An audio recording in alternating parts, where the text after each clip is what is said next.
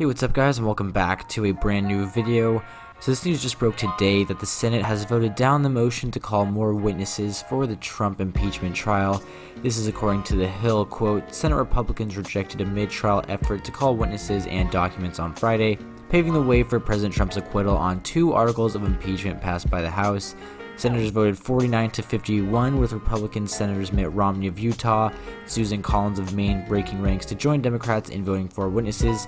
51 votes were needed to approve the witnesses. Now, I know Lisa Murkowski of Maine was a big iffy for the GOP, but she did come out and say that calling additional witnesses was unnecessary.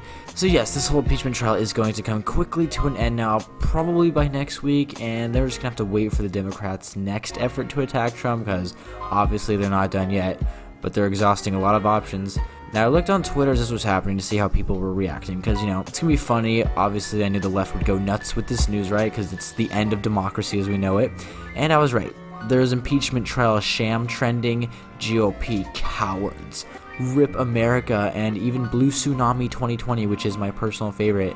Like, are they going to lose more Senate seats like in 2018 and call that a success? I really hope so. That would be quite funny.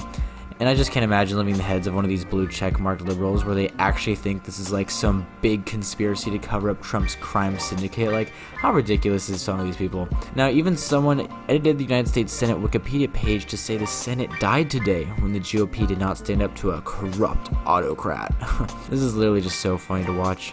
Now, I don't know if it's out of pure ignorance or wishful thinking, but if you actually thought John Bolton's testimony or Lev Parnas's testimony was going to change the outcome of this, or somehow bring some crazy new revelation to the investigation, then I don't know what to tell you. That it was not going to happen at all. Especially this Bolton bombshell, supposedly. If you guys haven't noticed, it's kind of a pattern to leave the administration and then write a book about how supposedly corrupt and evil Trump is. I mean, there's the book Unhinged by Omarosa, there's Fire and Fury by Michael Wolff. My favorite, it's called A Warning by guess who? It's anonymous, so we don't even know who it was written by. And plus, John Bolton had every reason to not get along with Trump. He's a war hawk, and Trump actively had to not follow with Bolton's proposals of starting some new war with the Middle East. And his leak from the book may have been critical of Trump, and may have Trump look bad, but it's just not the standard for an impeachable offense. It wasn't going to change anything. But anyways, back to the original point. I mean, if Democrats are going to push through an obviously partisan impeachment, just don't be surprised when they don't get more witnesses and think it's the GOP's fault for how one-sided the whole thing is. Not one Republican voted for the impeachment. It's the definition of partisan.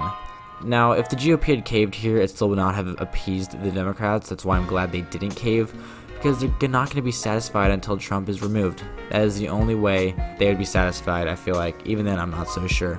So if this motion had been a success, it just would have enabled Democrats to continue to push this narrative. So it needed to be shut down, and they needed to be put in their place. I'm glad it happened. And if you honestly thought there was a chance that Trump would have been removed, then I'm sorry to disappoint. Like I said, it was not going to happen at all. Allowing these witnesses and allowing these documents was just going to extend this to literally infinity. Now, after this vote, Chuck Schumer, the minority leader, gave a little speech about this vote. Let's take a look. A document, no witnesses, no documents in an impeachment trial is a perfidy. It's a grand tragedy. One of the worst tragedies that the Senate has ever overcome. America will remember this day, unfortunately, where the Senate did not live up to its responsibilities, where the Senate turned away from truth and went along with a sham trial.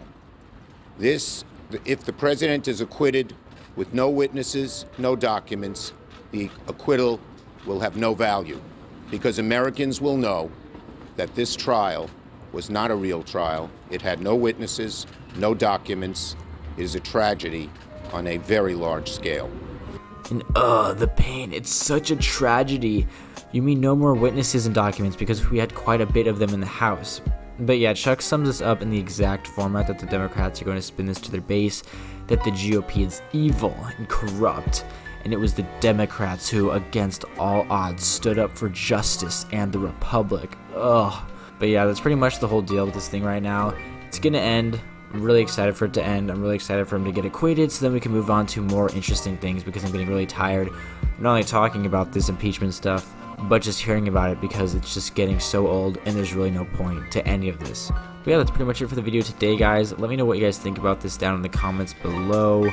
Is the GOP really corrupt, or is it the Dems, or honestly, is it the entire process, which is kind of how I'm leaning right now. But anyways, guys, with that being said, take care, and I'll see you all later.